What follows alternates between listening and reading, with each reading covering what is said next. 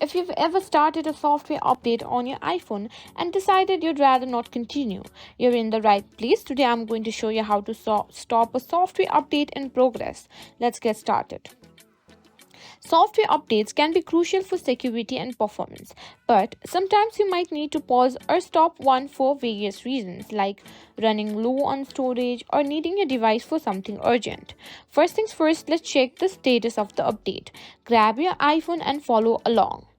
Step 1. Tap on the Settings app.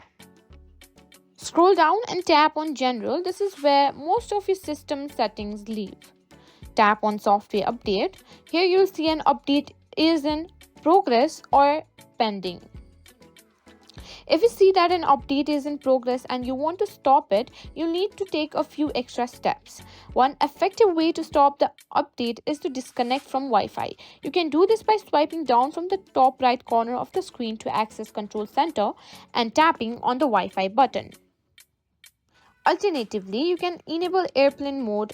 In Control Center, just tap the airplane icon. This will disconnect all wireless connections. After disconnecting from Wi-Fi or enabling airplane mode, the update should stop. However, it's a good idea to restart your iPhone to ensure everything is reset. Once your device is back on, go to Settings, then again on General and Software Update to confirm that the update has been cancelled. And there you have it, you've successfully stopped a software update in progress